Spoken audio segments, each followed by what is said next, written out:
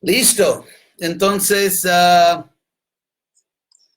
voy a empezar, ¿verdad? Sí. En español. Bueno, el tema hoy tal vez alguien puede presentar el tema, ¿verdad? Sí, el tema de hoy que presentamos hace un ratito es la historia sociológica de ISKCON. Sí, suena correcto. Entonces, primero es muy importante entender que ser un devoto trascendental no significa estar más allá de las leyes naturales. Como Krishna explica en Bhagavad Gita que las leyes de este mundo son sus leyes, que él está supervisionando, literalmente él dice, este universo. Rupa Goswami dice en creo que el primer capítulo de Bhakti Rasamrita Sindhu, que un alma que se entrega a Krishna, que se dedica a Krishna, es liberado.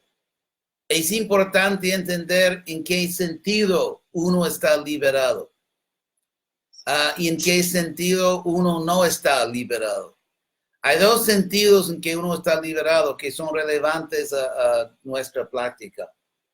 Primero, que uno está liberado de su karma anterior. O sea, como sabemos, un devoto todavía puede sufrir, pero sufre directamente de la mano de Krishna. O sea, cuando, digamos, un alma,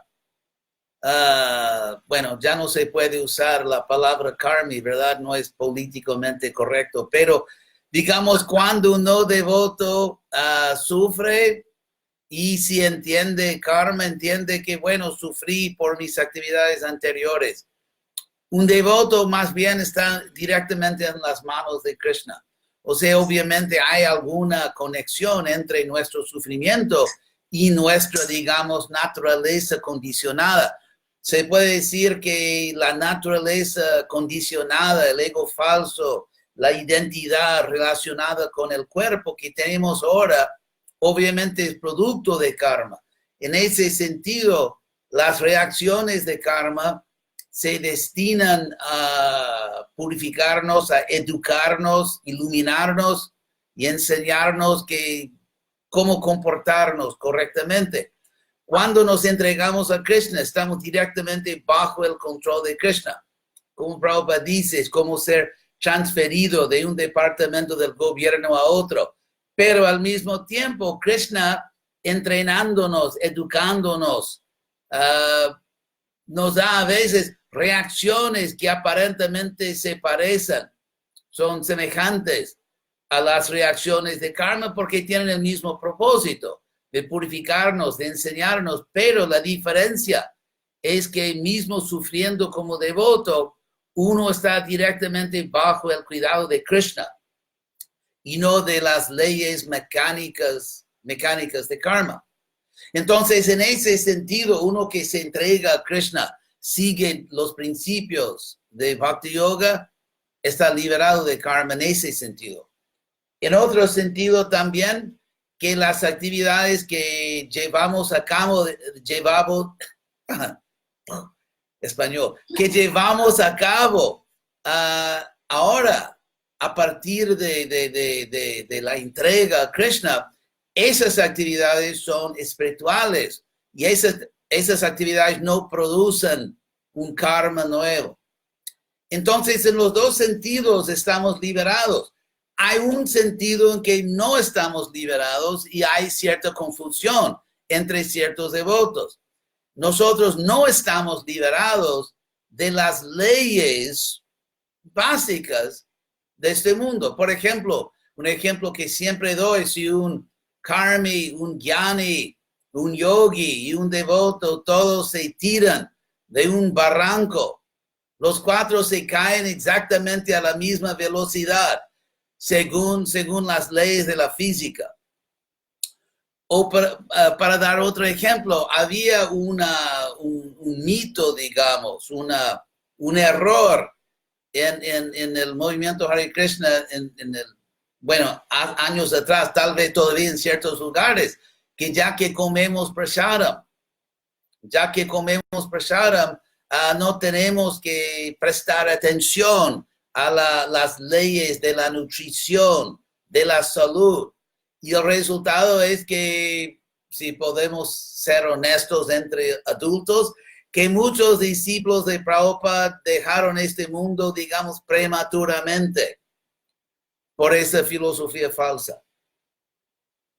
Otro ejemplo más trágico aún es que yo recuerdo que muchos años atrás, cuando Prabhupada estaba aquí, había una así llamada filosofía de que los padres de niños en ISKCON no tenían que prestar tanta atención a sus hijos porque los padres vendían los libros de Prabhupada o se dedicaban a las deidades, y el resultado fue un desastre,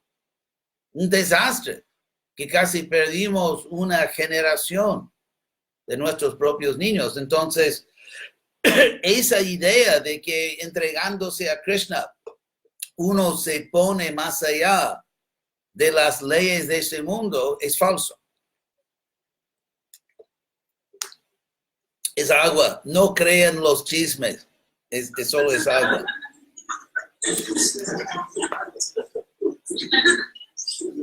Yo recuerdo una vez yo asistía a una conferencia de Prabhupada en Los Ángeles y Prabhupada hablaba de Raghunath Das Goswami. Y como él comía muy poco, unos pocos granos de arroz por día.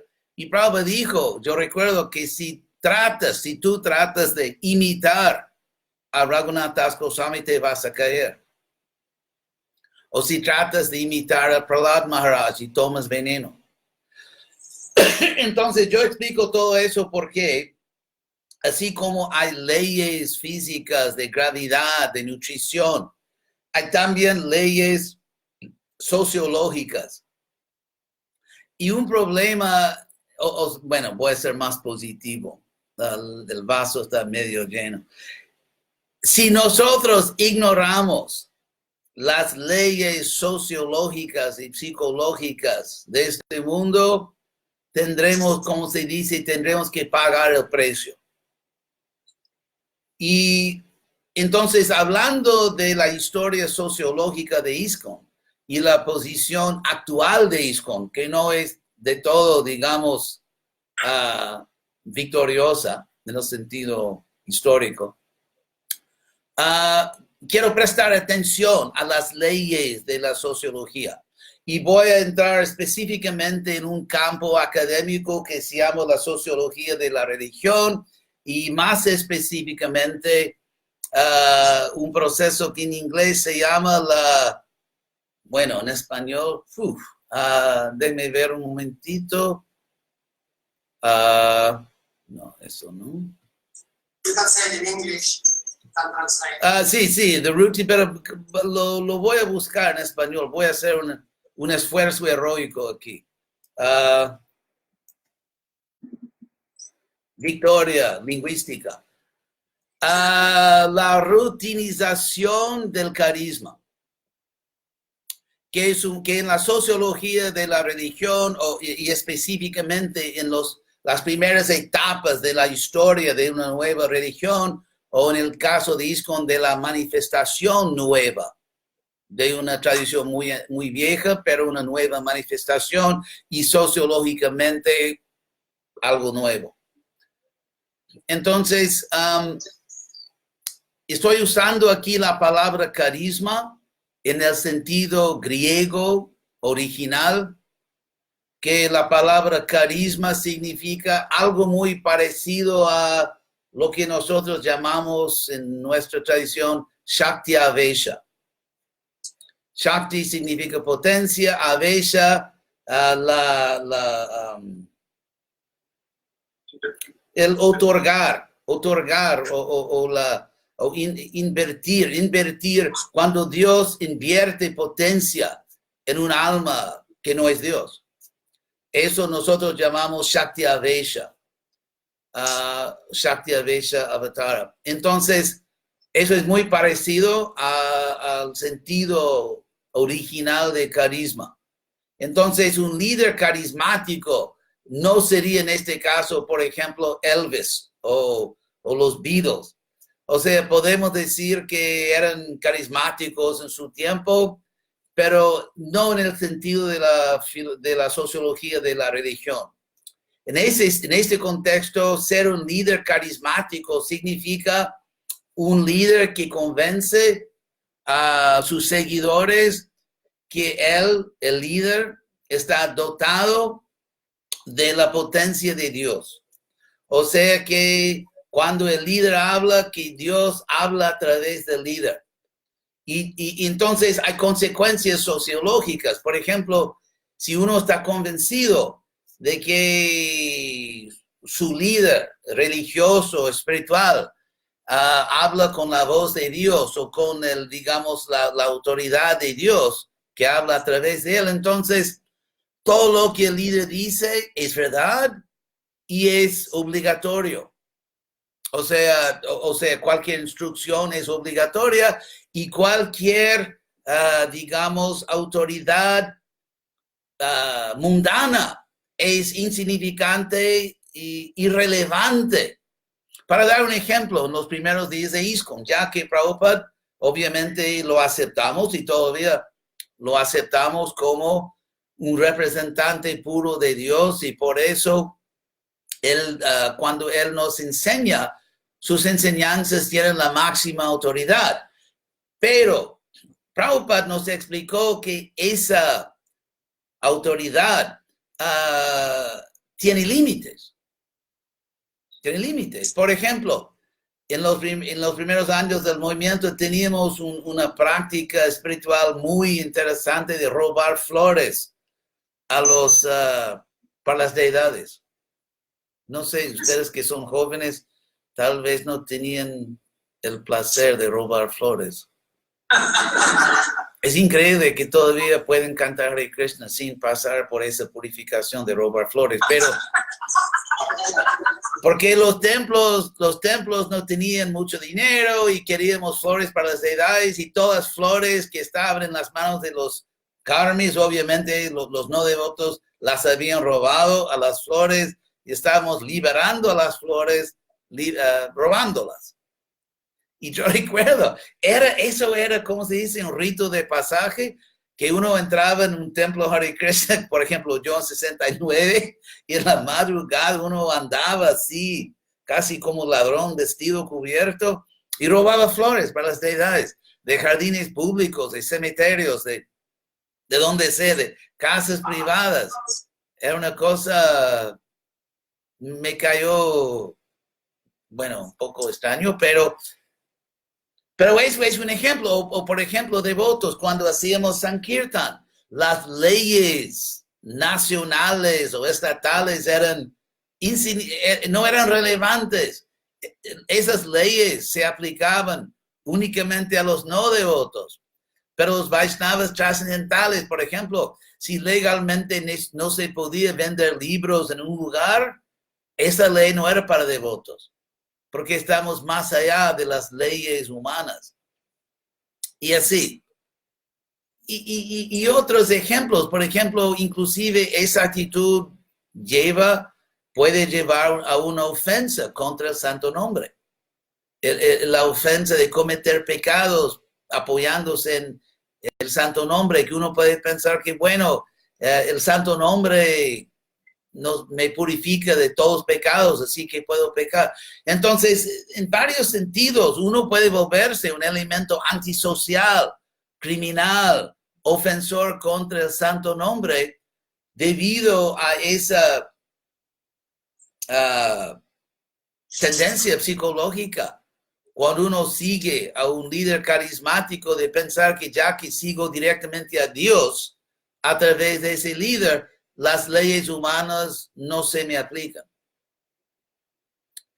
Y ya di otros ejemplos de comer mal, de descuidar a los niños y muchos ejemplos. Entonces, según la sociología, ahora quiero entrar más detalladamente sobre lo que dice la ciencia social sobre las primeras etapas históricas de un nuevo movimiento religioso.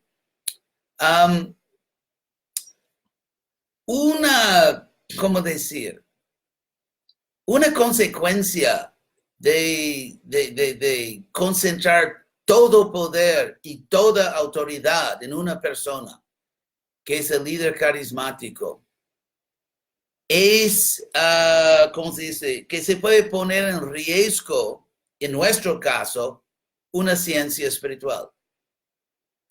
Por ejemplo, nosotros tenemos un sistema enseñado por Prabhupada, enseñado por los grandes acharyas y escrituras, que se llama Guru, Sadhu y Shastra. Ustedes entienden eso, ¿verdad? Que son miembros de la secta. Entonces,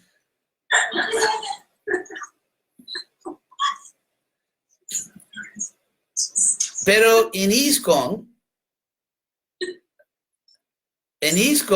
los devotos llegaron a entender que no se puede entender las escrituras sino a través de Prabhupada. No se puede, como Prabhupada decía, saltar encima de Prabhupada y escuchar directamente de los acharyas previos. Así que en la práctica, ISKCON derrumbó el sistema de tripartito, el sistema de tres elementos, y lo transformó en un sistema de un elemento solo, que era Prabhupada. Ahora, para ser justo aquí, Prabhupada también, en un sentido, no siempre, pero en un sentido, insistía en eso, al mismo tiempo que en otro sentido, él insistía en el sistema original. En español sería tripartito. Porque tenemos que recordar algo, que todo el tiempo que Prabhupada estaba aquí con nosotros, básicamente todos los miembros de ISKCON eran niños espirituales. Prabhupada empezó ISKCON en 66. Lo registró formalmente en 66. Y habían algunos devotos. Entonces, en 67, 68, ISKCON tomaba más una forma que nosotros podemos reconocer hoy en día como el ISKCON que conocemos. Y en 77 Prabhupada se fue. Entonces, más o menos por 10 años, más o menos por 9, 10 años, Prabhupada guiaba a ISKCON. Entonces, y en los primeros años, yo recuerdo cuando entré en ISKCON, los devotos más viejos, más así, senior, estaban 2 años y medio, 3 años en el movimiento. Y por eso Prabhupada nos trataba como los niños que éramos, en el sentido espiritual, de no especular, de no escuchar a nadie. Y lo que yo quiero proponer es que claro que seguimos a Prabhupada. No estoy proponiendo que en cualquier sentido que comprometamos o que redujamos así la posición de Prabhupada, sino que Prabhupada necesita ahora, por lo menos de algunos de nosotros, seguidores adultos que puedan hacer distinciones claves. Por ejemplo, en el capítulo 6 de Bhakti Rasamrita Sindhu, nuestro néctar de la devoción, Rupa Goswami distingue entre principios básicos que no se puede cambiar y detalles que son variables, que inclusive necesariamente son variables porque son aplicados según tiempo, lugar y circunstancias. Y ya que en este mundo el tiempo y las circunstancias siempre se transforman, necesariamente uno tiene que ajustar los detalles. Entonces, cuando uno, ¿cómo decir? Si puedo hablar un poco francamente, tiene una fe un poco fanática o, bueno, se puede decir infantil en Prabhupada, en el sentido de no hacer distinciones que Prabhupada mismo hacía. Se pierde la ciencia espiritual. Puedo dar varios ejemplos. Prabhupada enseñaba muy claramente, repetidamente, de que un devoto puro es infalible únicamente cuando él o ella esté presentando fielmente las palabras de Krishna, las palabras de las Escrituras. Y Prabhupada dijo muchas veces, centenares de veces, que un devoto puro no es materialmente infalible o omnisciente en asuntos que no son espirituales, que por ejemplo la historia mundana o la medicina o cosas mundanas. Y hay una conversación famosa entre Prabhupada y Jayadvaita, que era un brahmachari en ese entonces, que Jayadvaita directamente le dijo a Prabhupada que a veces se ve que un devoto puro aparentemente se equivoca, por ejemplo, en un detalle matemático, gramático, histórico, algo así. ¿Cómo puede ser? Y Prabhupada dijo que no entiendes lo que significa ser un devoto puro, que no significa ser materialmente omnisciente o infalible. Eso es un error. Eso no es el significado de devoto puro. Devoto puro significa devoción pura por Krishna. Entonces, a pesar de eso, creo que hay un fenómeno que es muy típico. Tal vez voy a explicar más algo sociológico para poder, ¿cómo se dice?, abordar, para poder entender este fenómeno de, si puedo decir,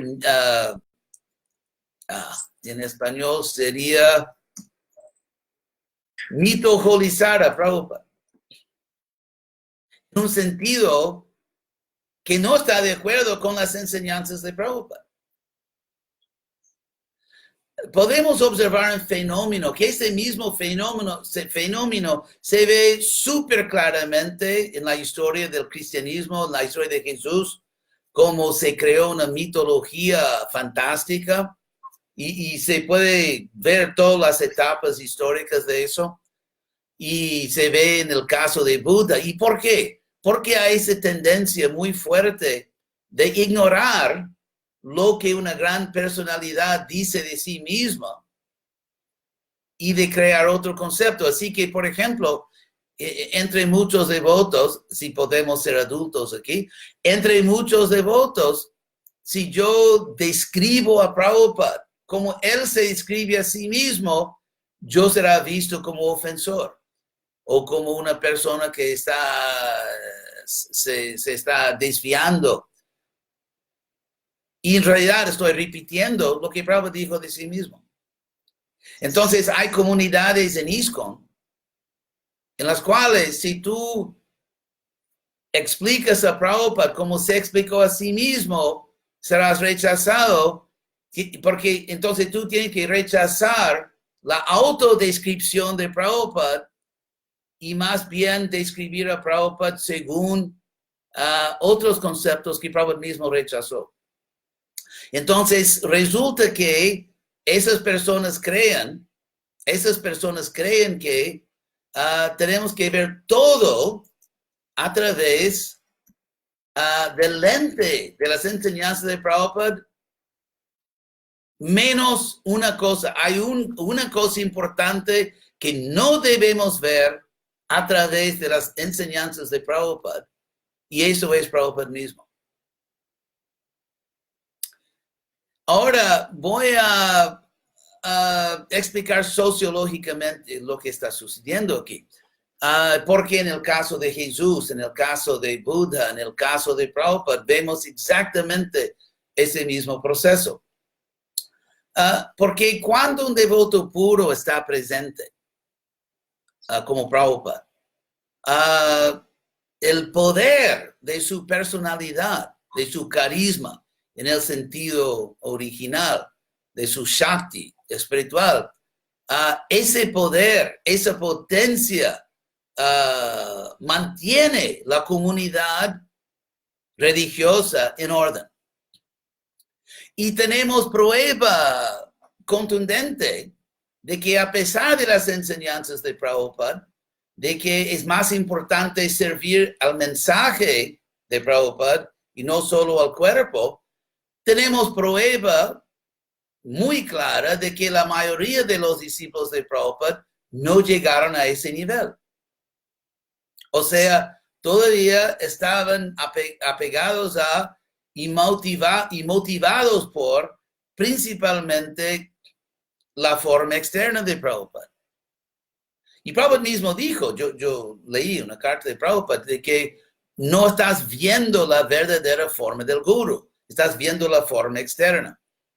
Entonces, a pesar de esa prédica constante de Prabhupada, de que Vani, el mensaje, es más importante que Vapu, cuando Prabhupada se fue, después de algunos años, la mayoría de sus discípulos dejaron de practicar Bhakti Yoga estrictamente, pararon de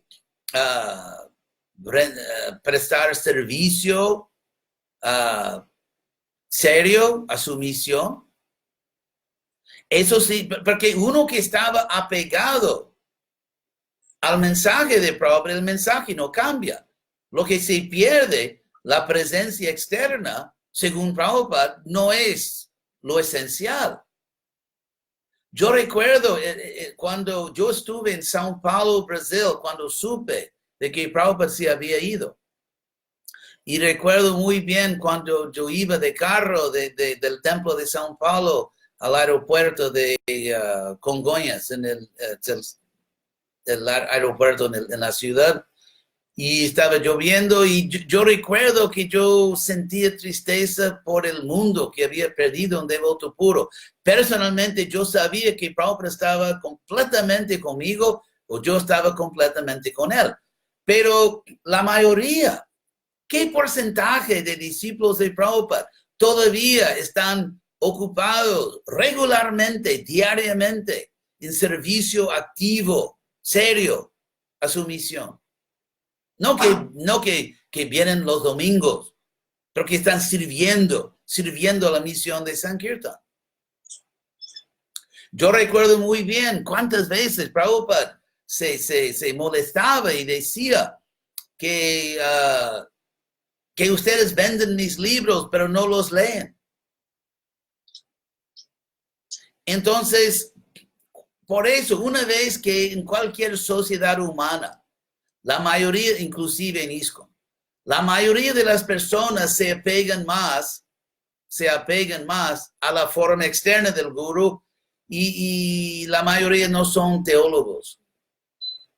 La mayoría no están completamente apegados así al conocimiento, que no cambia nunca, que nunca desaparece. La forma externa desaparece, el conocimiento nunca.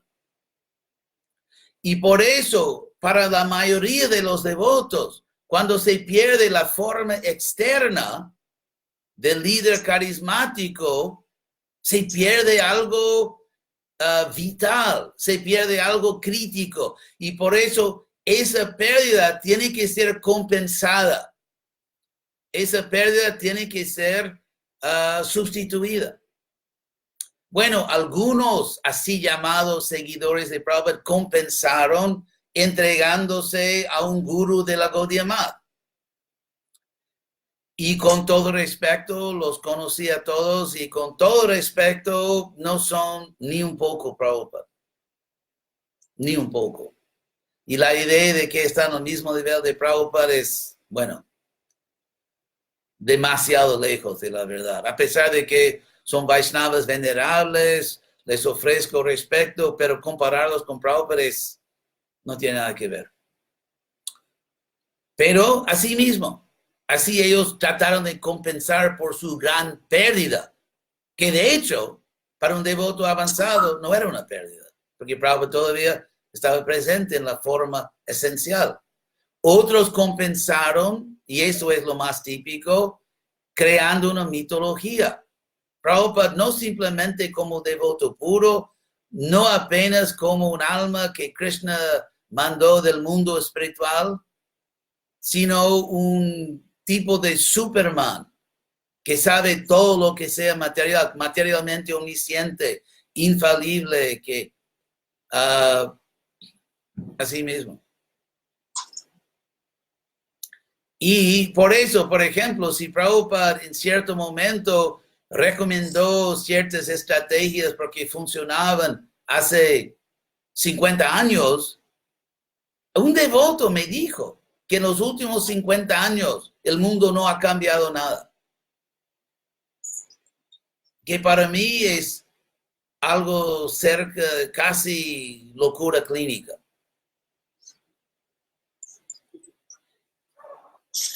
Entonces, esa tendencia de crear una mitología de Jesús, de crear una mito, yo no digo que no sean almas espirituales, no estoy sugiriendo, no quiero sugerir de que sean almas ordinarias, eso para nada. Solo para que entiendan, Prabhupada una vez privadamente, personalmente me dijo a mí, privadamente, que nunca hubo un tiempo en que él no conociera a Krishna. Prabhupada personalmente me dijo, privadamente, que él siempre había conocido a Krishna. Así que yo entiendo la posición de Prabhupada y yo soy satisfecho con un Prabhupada que es un devoto puro que vino del mundo espiritual. Yo no necesito que sea un Superman material. Es interesante porque como es casi como Prabhupada dice en el segundo canto del Bhagavatam, de que los aborígenes, como él dice, que están muy apegados al mundo material, adoran a los grandes poderes materiales. Y yo tuve una experiencia de eso. Una vez yo estaba en el templo de Los Ángeles hace muchos años, quién sabe cuántos, más de 30 años atrás. Y había debajo de la calle Venice, que así al lado del templo, pasa ¿cómo se llama? Un tubo que lleva gas, líquido, algo así, por la ciudad, así, subterráneo. Y ese gas line, esa línea de gas explodió. O sea, y hubo así llamas hasta el cielo, así, llamas hacia 50 metros al cielo. Fue una cosa fantástica, sí, pilares de llamas y así centenares de policía y bomberos y helicópteros. Fue una cosa, un desastre. Y yo vi que de todos los edificios alrededor, así millares de personas fueron corriendo para ver esa cosa milagrosa, ese pilar de fuego. Entonces, para las personas que están apegadas al mundo material, necesitan algo material milagroso. Así que necesitaban la forma externa, física de Prabhupada. Y por eso yo, si puedo ser honesto, yo recuerdo hace un año, hace 2 años, yo asistía por internet una ceremonia de Vyas Puja por Prabhupada en un templo importante, uno de los templos occidentales más importantes aquí en los Estados Unidos. Y todos devotos, hijos de Prabhupada, nadie hablaba de la misión de Prabhupada, eran solo anécdotas. Que una vez Prabhupada me sonrió y vi en sus ojos y no sé qué. Y una vez Prabhupada dijo y nadie más diría. Y nada de la misión. Nada. O sea, todo el mundo hablaba anécdotas de cosas así simpáticas y milagrosas que Prabhupada había hecho. Ahora, todo eso no es importante únicamente por, digamos, interés académico. Yo creo, eso es mi opinión personal, alerto así, eso es lo que yo estoy convencido que es cierto, de que esa confusión, esa incapacidad de acercarse científicamente a Prabhupada, esa incapacidad de distinguir entre la categoría de principios invariables, fundamentales, y principios variables, necesariamente variables, según tiempo, lugar y circunstancias. Esa incapacidad es una amenaza existencial a ISKCON. Y son palabras obviamente muy fuertes y no quiero ser solo escandaloso, entonces voy a tratar de justificar racionalmente que esa incapacidad de entender a Prabhupada científicamente es una amenaza existencial a Prabhupada.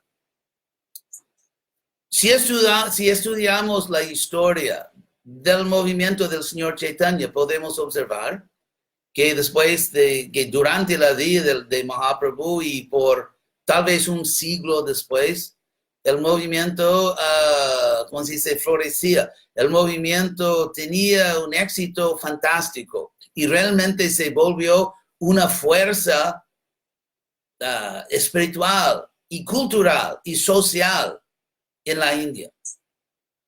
Pero que después de eso, el movimiento así se dio mal y se redujo mucho y casi desapareció. Y se volvió nada más un remanente de lo que había sido. Así que Bhaktivinoda Thakur, como sabemos, Bhaktivinoda Thakur empezó la contrainsurgencia, digamos.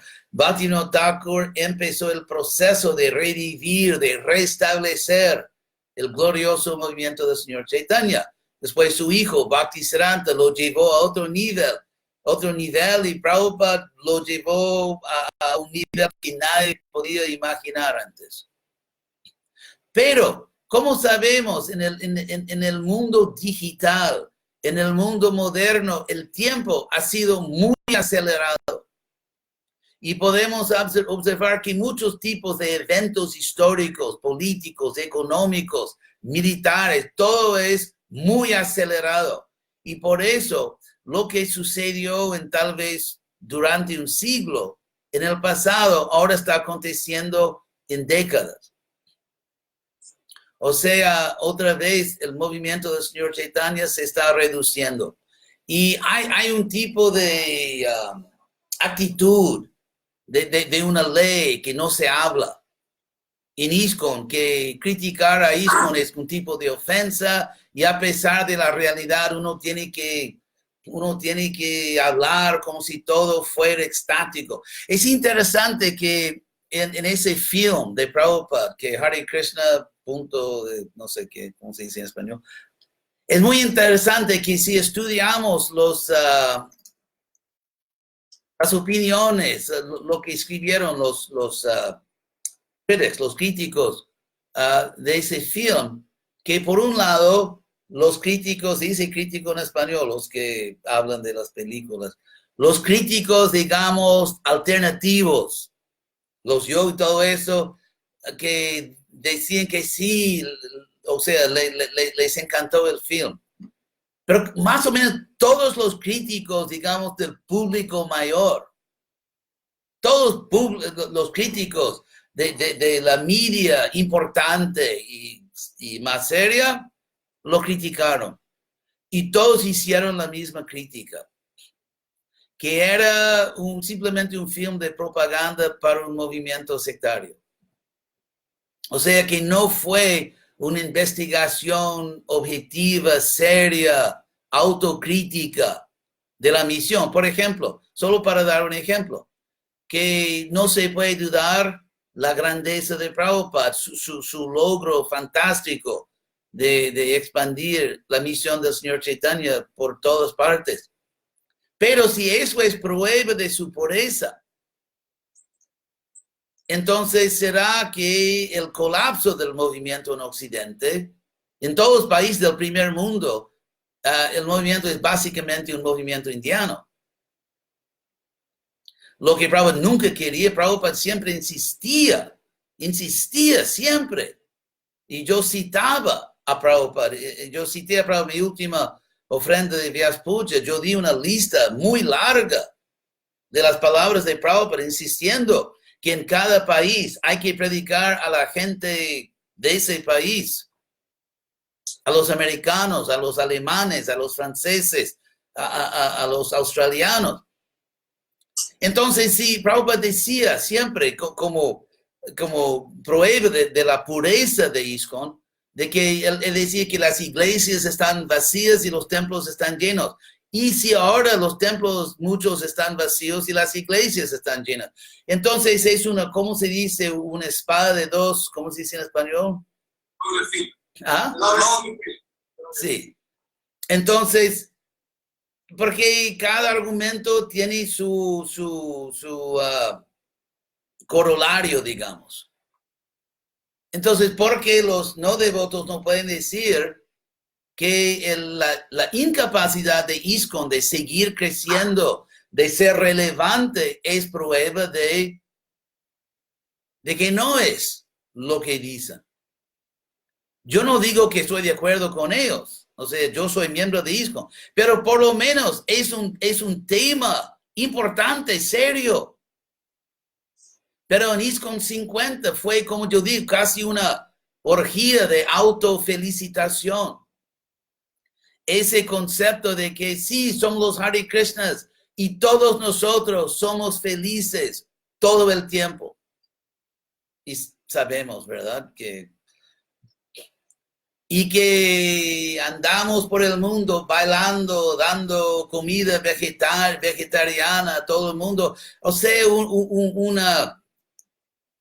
se presentó al público una burbuja de éxito, de pureza, de alegría, y nadie se lo comió. Se ve que los críticos del público mayor, nadie se lo tragó. Así que yo creo que, por ejemplo, el deber de un médico no es simplemente de ser optimista, sino de ser realista. Un médico que no quiere desanimar al paciente, no quiere ofender al paciente, entonces solo da buenas noticias. Es un médico inútil. Por eso en ISKCON yo creo, y todos ustedes ya saben que yo tengo mi punto de vista sobre cómo debemos presentarnos al público, y ustedes ya saben que yo soy un poco fuerte en eso. Entonces yo creo que la confusión es pensar que ciertas cosas que son obviamente detalles, variables, como ropa, como arquitectura, como tantas cosas, ya di decenas de pruebas en ensayos que ya publiqué. Esa incapacidad de enfocarse en el Prabhupada esencial y no mitológica, el Prabhupada que no es materialmente infalible o omnisciente, pero sí es un alma pura del mundo espiritual, que quiere que nosotros, que exige en sus significados, que nosotros ajustemos la superficie, no la esencia, pero la parte externa, el paquete del movimiento Hare Krishna al tiempo, lugar y circunstancias. Y la incapacidad de ISKCON de hacerlo es una amenaza existencial, porque para aquellos que están entrenados académicamente, seriamente en la historia de las religiones, ISKCON se encuentra en un crisis histórico, y no ver eso y simplemente no ver. Y por lo tanto, yo les pido a ustedes que por lo menos estudien esas cosas. Porque no es obvio ni necesario que ISKCON tenga éxito. Cuando el Señor Chaitanya vino a este mundo, Él trajo un ejército de devotos puros del mundo espiritual. Él trajo centenares de almas eternamente liberadas. Y no obstante, después de un tiempo, el movimiento se derrumbó. Pensar que lo que sucedió a la misión de devotos puros no nos puede suceder a nosotros, sería ingenuo hasta un punto imperdonable. Y por último punto, y después voy a parar de castigarlos a ustedes con todo eso, con mi propaganda. Yo creo que tenemos que ver muy seriamente el concepto de Agyata Sukriti, que significa un acto piedoso desconocido. Porque el Señor Krishna dice en el Bhagavad Gita, como los romanos decían, no matan al mensajero. Krishna dice en Bhagavad Gita, de que en 17:28, último verso del capítulo 17, que cualquier actividad religiosa que se lleva a cabo sin creer seriamente en lo que se hace, no tiene mucho resultado en esta vida o en la próxima. Yo les sugiero que consideren que ese concepto que es omnipenetrante en ISKCON, de que en vez de persuadir al público, podemos manipularlos. Que el deber de este movimiento, por ejemplo, si vamos a la calle, no importa lo que piense el público, que pensamos que somos divinos o locos. No importa, porque el sonido entra en su oído. Si compra un libro, no importa si lo leen o no. Entonces, ese concepto de que podemos manipular el mundo y que podemos salvar el mundo sin o hasta contra la voluntad consciente del mundo. Podemos simplemente manipularlos por su propio bienestar en vez de poder persuadirlo. Yo sugiero que no está funcionando. En cierto momento, este movimiento tiene que despertarse o simplemente desaparecerse. Sí, claro que va a quedar con movimiento indiano, con algunos devotitos de otros lugares, pero entonces yo les pido a ustedes, las nuevas generaciones, que estudien seriamente esas cosas, que Rupa Goswami dice en el Upadeshamrita, de que los resultados de Bhakti no son mecánicos, no son fisiológicos, que simplemente por pasar por el oído un sonido. Prabhupada una vez me escribió cuando yo era grihasta. Y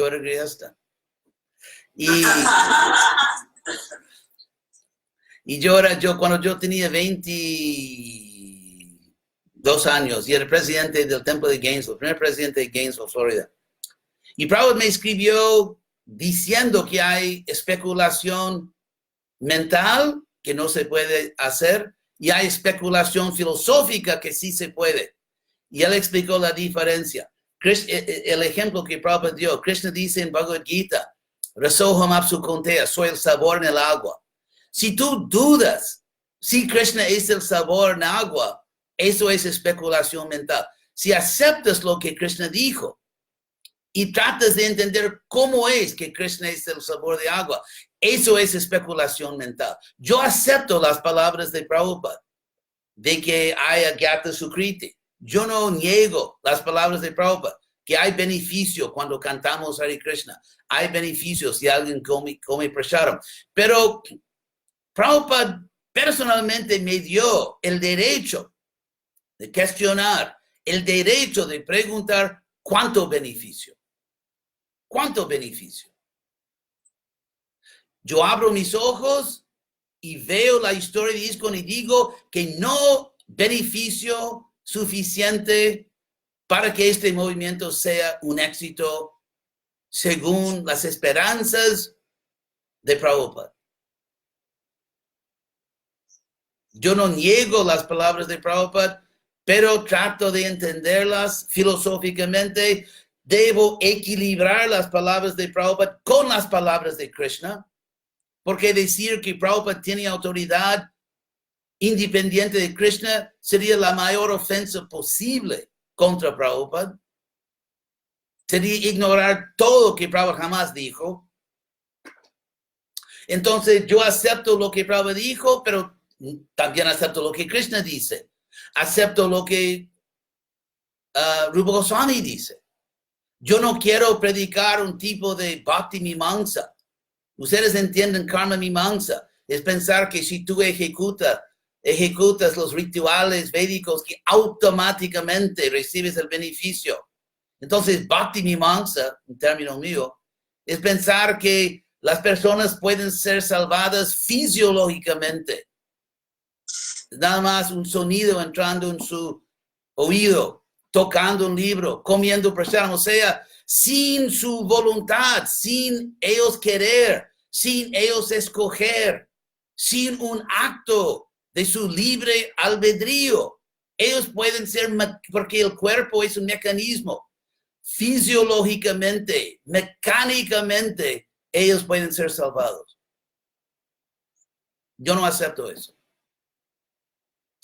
Y por eso yo creo que si el movimiento no presta más atención a prestar, agradar, por ejemplo, los restaurantes de ISKCON, allí sí, los devotos prestan mucha atención al gusto de los no devotos. ¿Por qué? Porque se trata de dinero.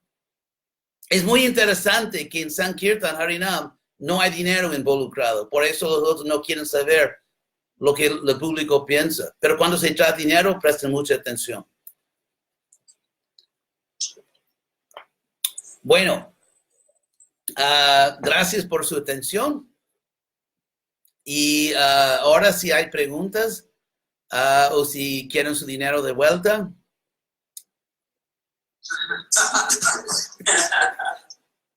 Muchas gracias, Maharaj, por su presentación. ¿Alguien tiene preguntas? Y voy a ver si en Facebook si hay preguntas también. Si alguien quiere hacer una pregunta, por favor, acércate lo más posible al micrófono. Si alguien tiene preguntas, se acercan a la computadora. ¿Alguien tiene una pregunta? Sí. La canción. ¿Y el micrófono? Por el micrófono. Sí.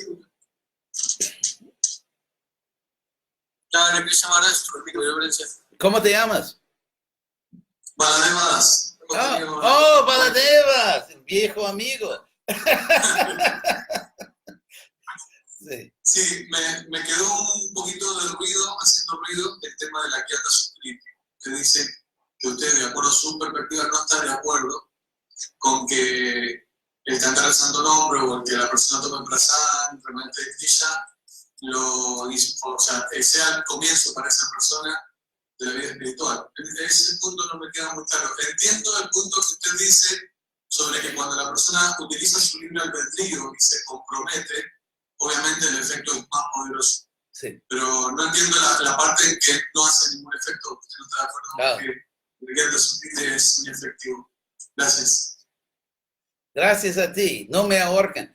Entonces, de hecho, yo dije que hay beneficio. Yo dije que yo acepto que hay beneficio porque Prabhupada lo dijo. Lo que especulo sobre, con el permiso de Prabhupada, es cuánto beneficio. Por ejemplo, en el caso de Jamila, en el sexto canto, creo, de Bhagavatam, Jamila, por mí, no es prueba tanto de Gyata Sukriti, sino más es prueba de lo que Krishna dice en Bhagavad Gita, Neha Vikrama Nashosti, que en este esfuerzo no hay pérdida ni disminución. Entonces, tenemos que recordar que Jamila, en su vida anterior, en esa vida, o sea, antes, en esa misma vida, cuando era joven, había practicado conciencia de Krishna, muy sinceramente, y había logrado un cierto nivel de conciencia de Krishna. Entonces, cuando los Vishnudutas lo salvaron, nada más le restituyeron el avance anterior que él merecía, que él había merecido, que él había ganado por su propio esfuerzo. Así que es un ejemplo de que no se pierde el avance. Además, en el sexto capítulo de Bhagavad Gita, Arjuna pregunta a Krishna qué le pasa al practicante que se cae de su práctica.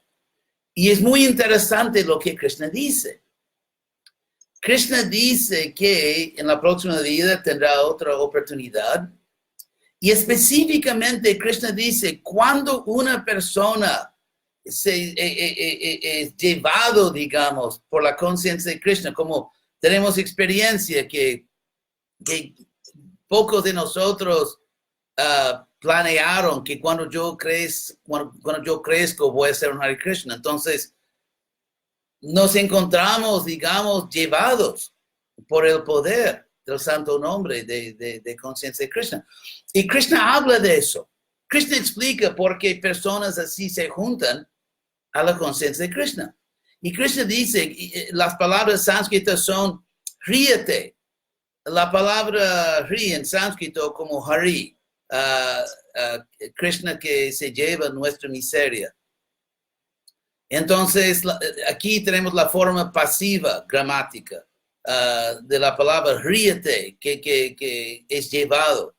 Entonces, Krishna dice, cuando uno es llevado, avasha, fuera de su control, casi involuntariamente, es llevado por la conciencia de Krishna.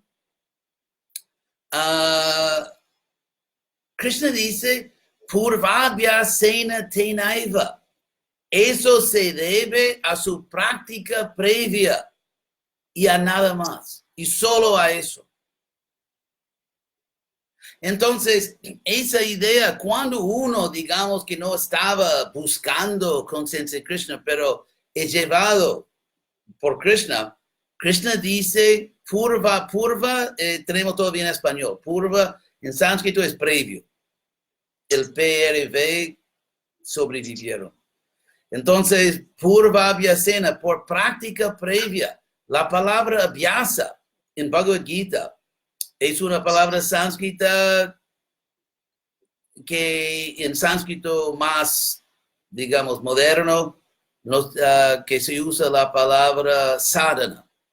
Entonces, siempre cuando ves la palabra sánscrita abhyasa en Bhagavad Gita es sadhana. Y Krishna dice, purvabhyasena, por práctica previa, tenaiva, y solo por eso, Krishna dice, uno es llevado. Y en el otro verso ahí, en ese mismo parágrafo en Gita, Krishna dice que labhate jnanam, labhate purvadehikam, que uno ¿cómo se dice en español? Obtiene de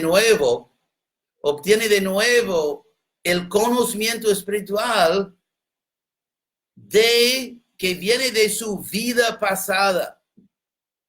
La palabra que Krishna usa es purvadehikam, que es una palabra derivada de purvadeha, cuerpo previo. Entonces, de purvadeha, cuerpo previo, purvadehikam, que viene del cuerpo previo. Entonces, 2 veces Krishna dice que esa experiencia de ser llevado casi involuntariamente, que tengo que cantar Hare Krishna y todo eso, Krishna dice de la práctica previa y solo viene de eso, y que uno revive un conocimiento espiritual que viene de su cuerpo pasado, su cuerpo anterior, previo. Entonces, por ejemplo, Krishna enfatiza mucho en Bhagavad Gita que Él es igual para con todos. Personalmente, para adorar a un ser como Dios, como adoro a Krishna, puedo decir 7 opulencias. No solamente las 6, pero también una 7ª opulencia que Krishna tiene, que es justicia perfecta. No solamente belleza perfecta, poder infinito, pero justicia perfecta. Y Krishna promete en Bhagavad Gita que Él sí gobierna el universo con justicia perfecta. Por ejemplo, Él dice en Bhagavad Gita que Samoham Sarva Bhuteshu. Yo soy igual para con todos. No odio a nadie, no favorezco a nadie. Krishna dice, samak sarveshu bhuteshu mad bhaktin labate param. Tú puedes alcanzar la devoción suprema únicamente si tú eres igual para con todos. O por ejemplo, Krishna dice que pandita samadarshina. Los sabios son aquellos que ven a todos igualmente. Eso significa con justicia. Porque la esencia de justicia es igualdad. Como por ejemplo esa famosa figura que se ve a menudo en los tribunales, que es la diosa pagana. Es la diosa, soy pro pagano. Es la justicia, es la diosa de la justicia con el, ¿cómo se llama? The scale. En español eso sería Balanza. la balanza. Sí, la balanza. ¿Y cómo se llama? Blindado. ¿Ah? Sí, blindado. Sí, la diosa blindada y con la balanza. Eso es igualdad. Que yo no quiero ver, no quiero ni ver si el acusado es mi amigo o enemigo. Es por eso que la diosa de la justicia está blindada, porque no quiere saber si el acusado es amigo o enemigo. Solo quiere saber el peso de la evidencia. Entonces, cuando hablamos de Agyata Sukriti, que no rechazo porque soy un buen muchacho, pero cuando hablamos de Agyata Sukriti, tenemos que también entenderlo en el contexto de otros hechos. Como Krishna dice que soy igual para con todos, que Krishna dice que cuando uno es llevado por la conciencia de Krishna debido a práctica previa, conocimiento previo, y cómo podemos equilibrar, integrar todo eso. Esa es la forma en que yo lo hago. Por ejemplo, si tú haces Harinam, Sankirtan, y un ciudadano está caminando ahí por la calle y oye el santo nombre, ¿por qué ese ciudadano? No puede ser que Krishna favorece esa alma. Si hay beneficio, debe haber una explicación lógica y justa de por qué una persona recibió beneficio y otra no. Y por eso lo que estoy tratando de hacer es no negar nuestra filosofía, sino ver todo y integrar todo lo que sabemos que es verdad. Todo lo que Krishna dice es verdad. Y además de eso, el raciocinio es verdad. Cuando se basa en hechos. Por ejemplo, a mí me parece muy, ¿cómo decir?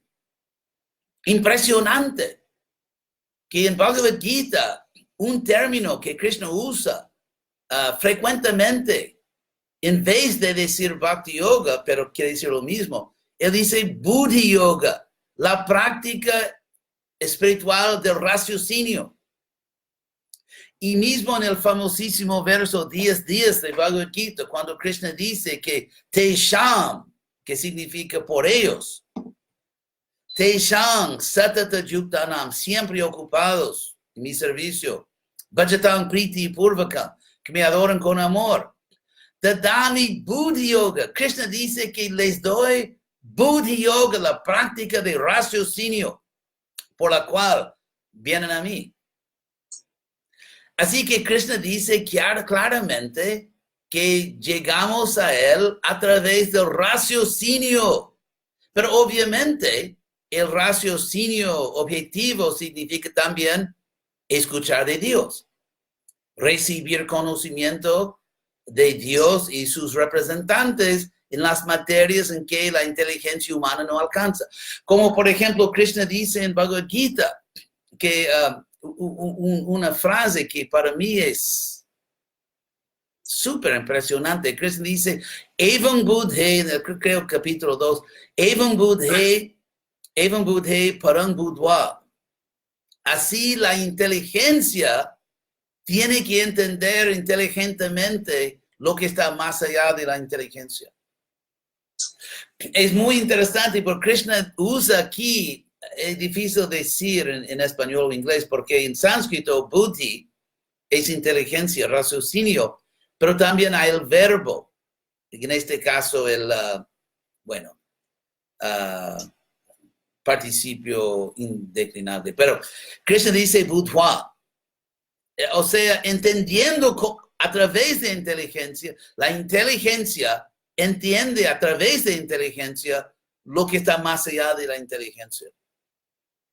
O sea que la inteligencia verdadera conoce sus propios límites. Y así, el raciocinio verdadero es el proceso espiritual. Y porque a través del raciocinio entendemos que tenemos que entregar nuestro corazón a Krishna. Que es a Krishna que tenemos que amar. Es a Krishna que tenemos que escuchar. Por eso que yo acepto Gyata Sukriti, pero también acepto Bhagavad Gita 17:28, también acepto Upadeshamrita, Rupa Goswami dice Niyamagraha, también acepto que Krishna gobierna ese universo con justicia perfecta. Y si dos almas son igualmente cualificadas o igualmente descualificadas, y una va al cielo y otra al infierno, porque uno por casualidad caminaba en la calle, eso no es el Krishna de Bhagavad Gita. Simplemente. Eso no es el juez perfecto de Bhagavad Gita. Sí.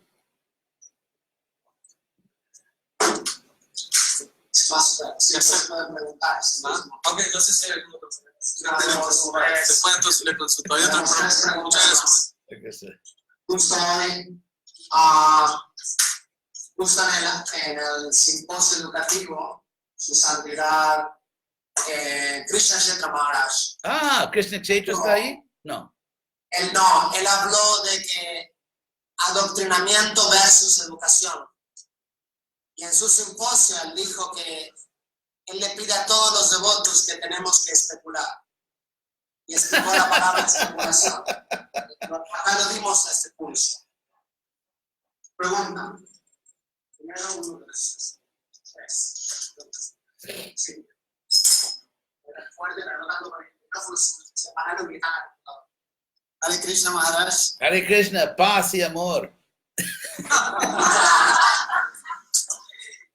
Sí, yo quisiera que nos den una solución para que nosotros no podamos incurrir en lo que usted explicó, que cuando Prabhupada se fue de este mundo, sus discípulos estaban muy apegados a su forma, no tanto a sus instrucciones. Entonces, eso le digo porque vemos de que ya se está dando eso mismo, de que hay muchas entidades vivientes que están apegadas a la forma del gurú, y obviamente aparecen cuando aparece el gurú, ¿no? Y después no se los ve todo el año. Entonces, ese fenómeno ya se está dando. Entonces, yo quisiera que nos dé, así como nos ha dado... Sí. Oh, un momentito. Hey, Your Grace, I'm in the middle of a class in Brazil. I'll call you back in a few minutes, okay? I'll call you back. Muy buena devota, es una hija muy querida, así que la voy a llamar después. Sí. Entonces, quería que nos dé la solución para que no nos ocurra. Ustedes son la solución. O sea, programas como este programa. Quiero decir también que Krishna Kshetra Maharaj es mi gran amigazo y sí, muy buen devoto. Le convencí a volver a la universidad. Entonces, ustedes son la solución, ustedes son la salvación de ISKCON. Y educación, ustedes que están interesados en educación, que estudian, que son inteligentes, que que le dan el debido valor a la inteligencia en conciencia de Krishna. Hay un dicho en inglés que se dice, ¿cómo dicen?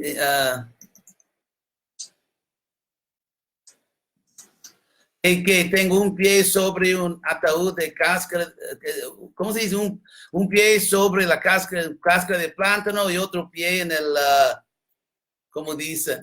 Bueno, ese chiste no funcionó. Sí. Sí, el auto, sí, donde entierran a la persona. O sea, que nosotros que ya somos viejos, ustedes son el futuro. Yo los veo a ustedes, devotos sinceros y consagrados, inteligentes. Y quiero decir devotos y devotas, obviamente. Y ustedes son el futuro. Cuando yo ya me voy volando al cielo, son ustedes que van a estar aquí. Así que programas como este, de educación, de enseñar, de educar. Prabhupada quería un movimiento de brahmanas. Y Prabhupada dijo, sus palabras Prabhupada que cito a menudo, están ahí en Vedabase. Prabhupada dijo que el propósito de ISKCON es de entrenar a los devotos para que sean independientemente inteligentes. Y Prabhupada dijo que si creamos una sociedad en que un líder pesado, como he visto tantas veces, piensa que solo ese líder debe pensar y que los devotos simplemente tienen que obedecer, no deben pensar. Prabhupada dijo que eso va a arruinar ISKCON. Así Prabhupada. Y hay líderes que creen que son muy Prabhupada porque se ponen ropa indiana, pero ignoran lo que Prabhupada realmente quería, de crear una sociedad de brahmanas y no de shudras. O sea, esa actitud de que cállate y trabaja. Eso es para, tal vez, ni para shudras. Entonces, un movimiento entre devotos fieles, entre devotos que realmente aceptan a Prabhupada, que no cambian el mensaje de Prabhupada, que se dedican a Prabhupada. Tienen que ser inteligentes, tienen que pensar, tienen que ayudar a otros a que sean inteligentes. Hay un verso muy importante en Bhagavad Gita. Krishna está hablando de sus devotos y dice, Machyata, ellos, sus mentes están en mí. Machyata, Madgata Prana. Prana es como vida aquí, como sus vidas, su prana. Que Madgata Prana, sus vidas están dedicadas a mí. Y Bodhyantak Parasparam, que literalmente ellos, entre ellos, mutuamente se hacen inteligentes.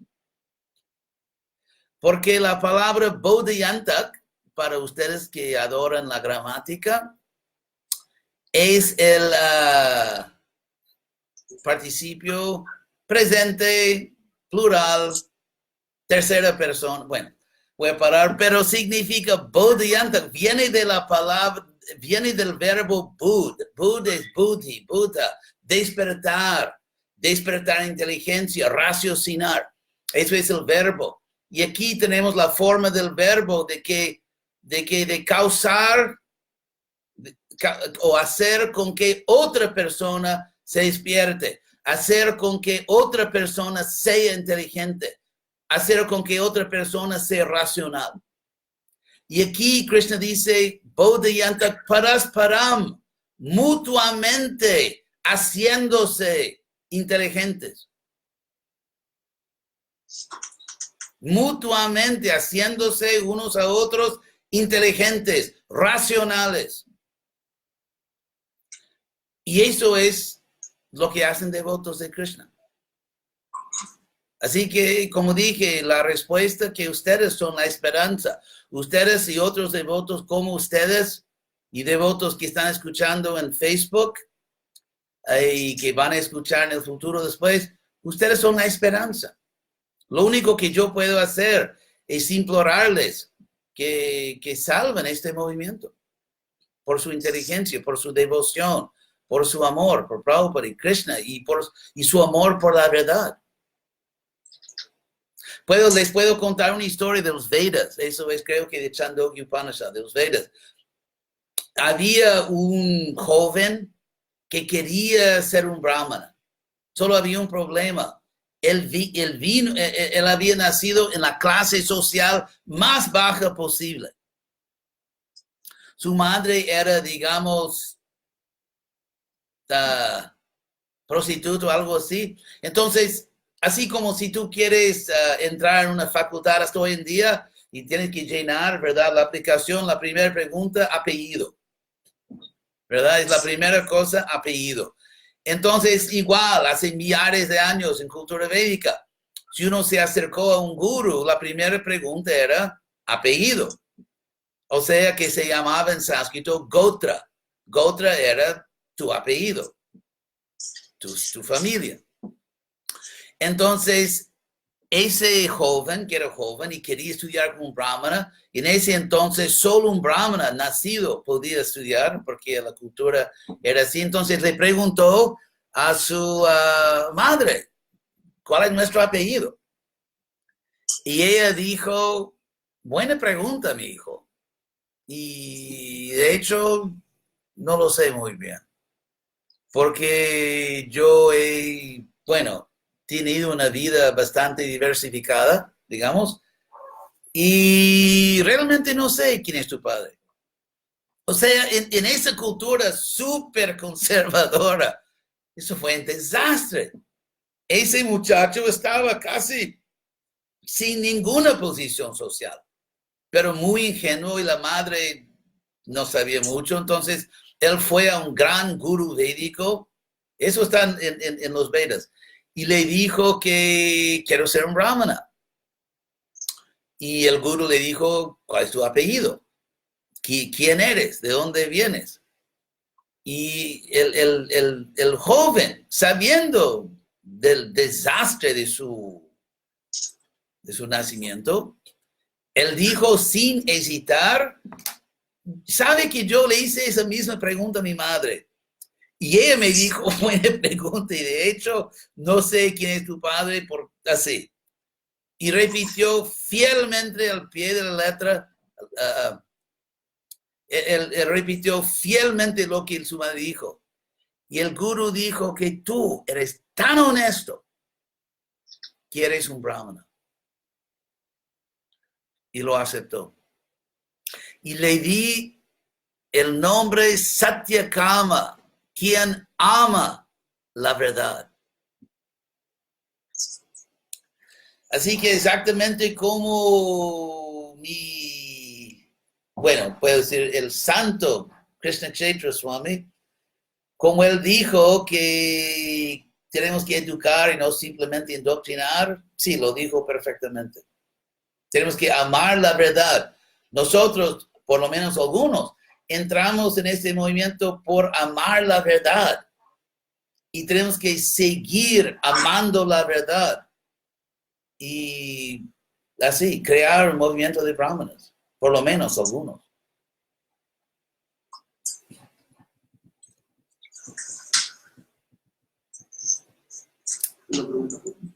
¿Otra pregunta por el mismo precio? Hacemos la última pregunta. Sí. ¿Eso es Jayasita?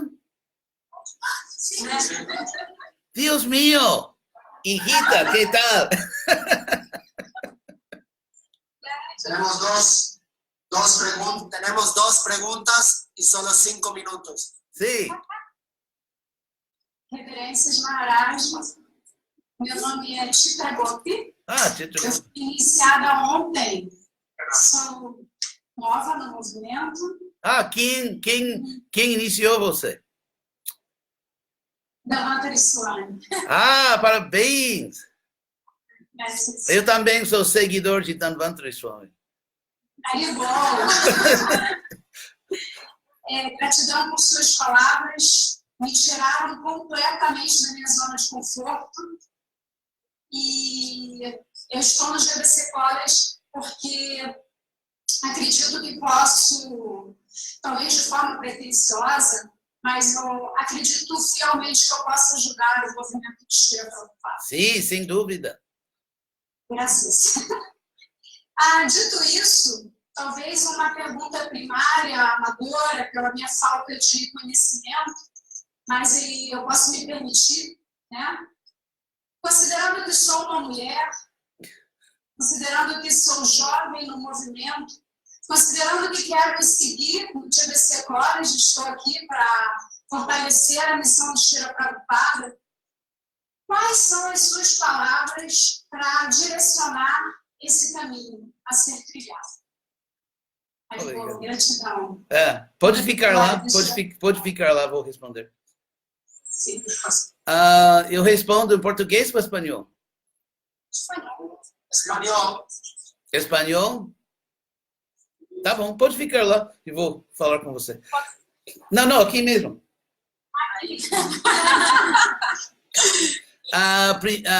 Espanhol.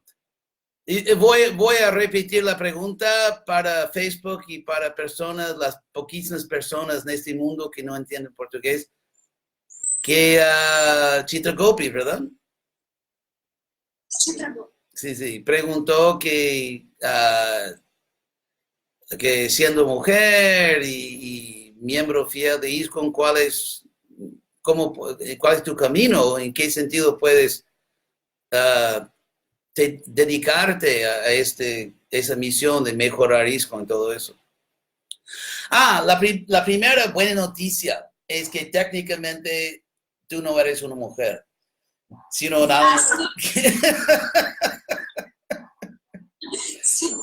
Y yo creo absurdo un movimiento que predica siempre que nosotros no somos el cuerpo y de olvidar eso cuando se trata de mujeres.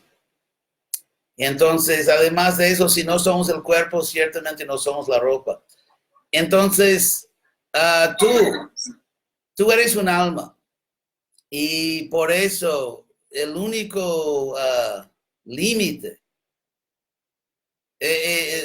son los límites que tú mismo tienes personalmente. Pero no hay límites institucionales, por lo menos entre personas que entienden que no somos el cuerpo.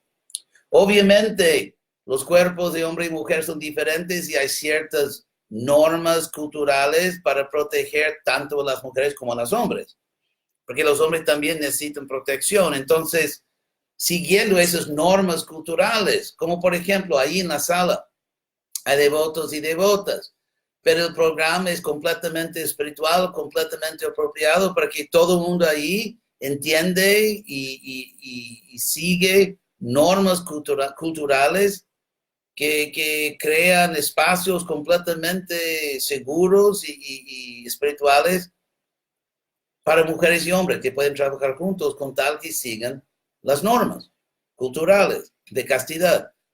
Entonces, dentro de esas normas, sí. A mí me encantaría que tú crecieras, que tú seas un gran líder de ISKCON. Yo estoy personalmente, se puede decir peleando, luchando para que las devotas también tengan su derecho natural de ser gurús, si son cualificadas. Así que yo te veo como alma y cualquier servicio que tú puedes hacer y quieres hacer es muy bienvenido.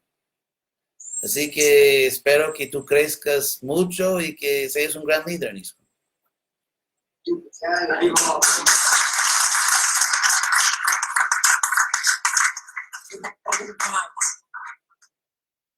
Sí, Maharaj. Mi nombre es Daruka. Pero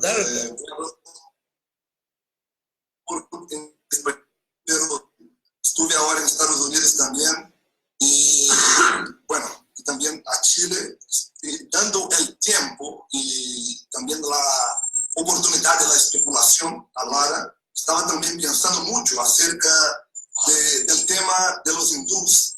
Ahora está tomando cuenta del templo en sí, en Estados Unidos particularmente, los templos están prácticamente llenos de hindús.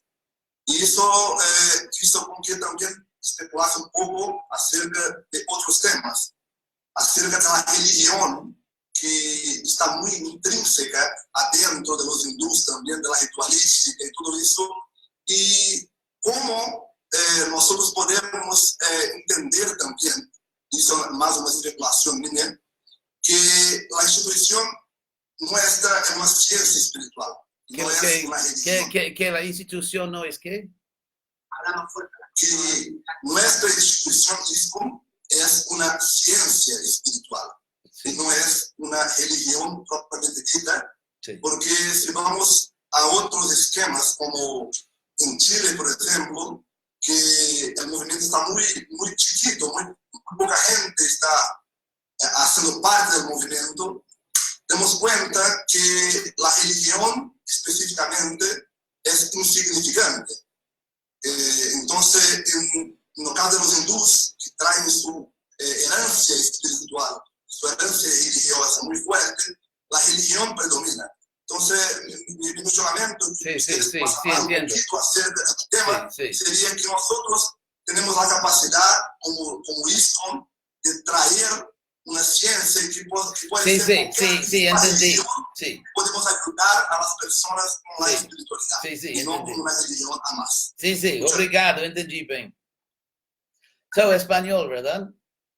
La pregunta para los amigos en Facebook, que Prabhupada enfatizaba que ISKCON, que es una ciencia espiritual, no simplemente una religión ritualística, pero, por ejemplo, los Estados Unidos y más o menos en todas partes del primer mundo, vemos que los templos básicamente son vienen de una tradición hindú, están muy interesados en ritual y todo eso. Es un desafío histórico. Quiero enfatizar que los hindúes o los devotos que vienen de una tradición hindú, ellos no son el problema. El problema no es que hay buenas almas, grandes almas, que nacieron como hindúes y que quieren cantar Hare Krishna. Eso no es un problema. Ellos son familia y son grandes almas. El problema es la tendencia de cumplir con las enseñanzas de Karl Marx, de que el sistema económico define la estructura social y política.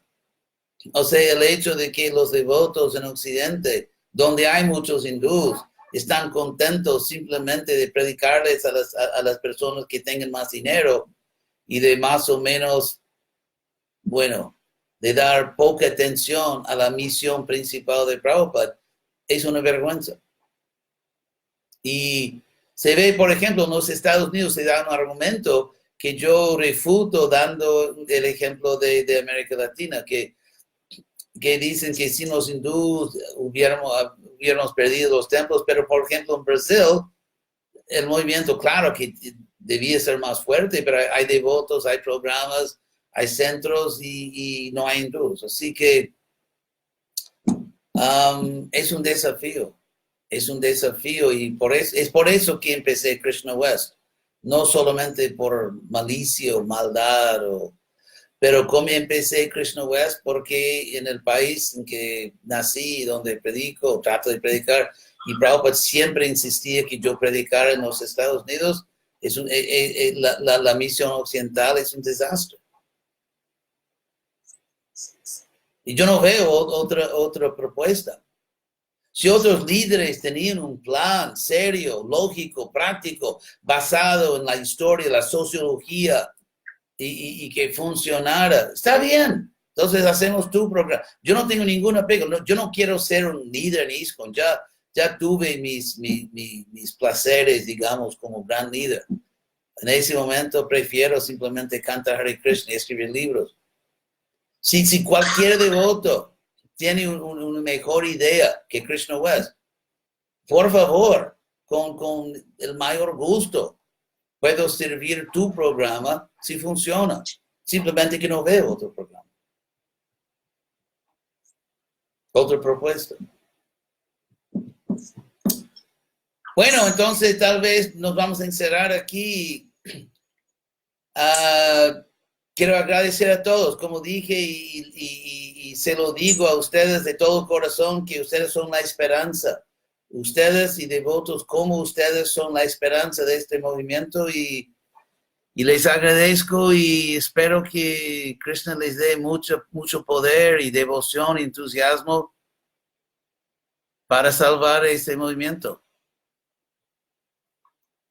Queremos agradecer a su santidad Kriyananda Maharaj. Él también es el segundo residencial que está ayudando, contribuyendo económicamente para que muchos de ustedes puedan asistir. También su santidad es el segundo año que, a pesar de estar lejos, de no haber venido físicamente, se tomó su tiempo. Él está en Inglaterra ahora, pero aún así nos dio un espacio bastante importante para poder compartir sus realizaciones. Maharaj es una de las personas que más tiempo dentro de los líderes que en ISKCON pasó con Prabhupada, que recibió instrucciones personales de la boca de Srila Prabhupada, muchísimas. Entonces es un gran honor, un gran placer. Creo que de todos, más allá de que tengan diferencias filosóficas o no las tengan, pero es un honor, es un placer, es una alegría poder haber compartido con usted el día de hoy esta charla. Así que vamos a despedirlo con un fuerte Haribol. Hasta luego. Hare Krishna.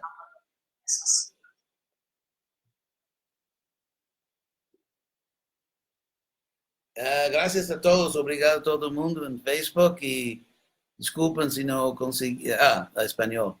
Perdón si no pude responder cualquier pregunta, pero Hare Krishna, hasta luego.